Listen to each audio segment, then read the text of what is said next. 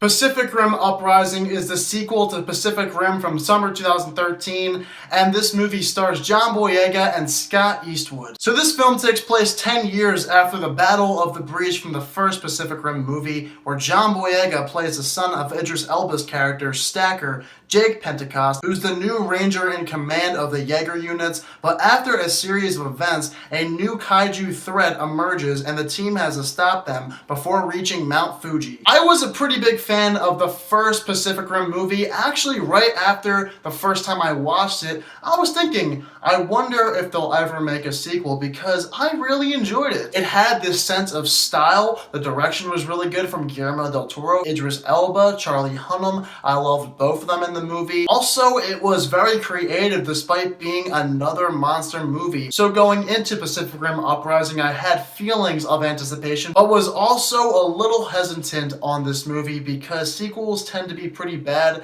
especially ones involving giant monsters and robots. And after watching this movie, it was, well, I'll probably never watch it again because it was pretty much garbage. I thought it was much worse than the first Pacific Rim movie, and they had no clue how to make a good sequel. That's what I got after watching this film. Pacific Rim Uprising felt just like an uninspired movie.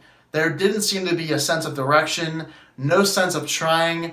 Everything was just running through the motions here. Let me get the positives out of the way first because there aren't too many of them. John Boyega was great in this movie, as you'd expect. He was pretty much the only saving grace I got from it. He had a lot of charisma. Every time I see John Boyega on the big screen nowadays, I instantly love him. He is that kind of person that you grow onto. So once again, John Boyega proves he is a great actor and will be for the next several decades. One of the other actresses I have to mention here is Kaylee Spaney, who I've never seen before in a movie until this. But this being her first ever big blockbuster film, I thought she was phenomenal here, one of the other bright spots. And besides the two main leads here, really nothing else was that great. The first 3 minutes of exposition helped me out a little bit because I haven't seen Pacific Rim in quite a while. And then the final maybe 20 minutes were just fun, I guess. It wasn't anything special, just popcorn, stupid action. Besides all of that, this was a sloppy screenplay that I cared absolutely nothing about. So here's how the movie goes. We have the first couple minutes of exposition. We're introduced to John Boyega's character. Then after that, it's just boom, boom, boom, boom, boom. There's nothing keeping the movie together. There's no flow. It's all rushed. It doesn't feel like they're trying anything else different. It's a bunch of exposition and facts and all this garbage thrown to you at once, and nobody gives any crap. They did a very poor job in setting up this movie from the very beginning. I did not care about anything happening. There's this major plot point in the film involving Charlie Day that, was terrible. It was so bad. I would have been fine had they just kept this character sane and normal, but for some reason, they went in a completely different direction. What was the point of that? Oh, I guess for the sake of making a sequel to Pacific Rim? If you haven't realized, I barely mentioned any of the Kaiju in the film because there's barely any Kaiju in this movie.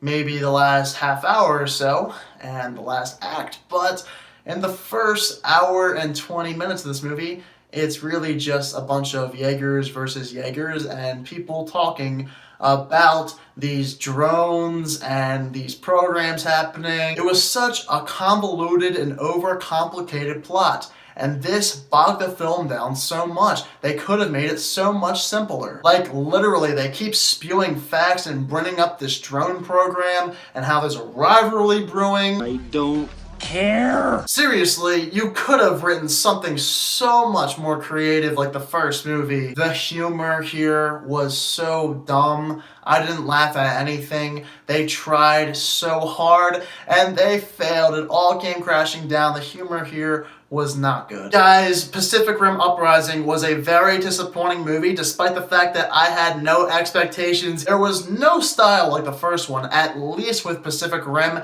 we had that Guillermo del Toro style. We didn't have that here. The characters and performances for the most part are bland. Ah, yes, I forgot. How could I ever forget to mention the CGI? It looked like a video game. That's all Pacific Rim Uprising was. A video game.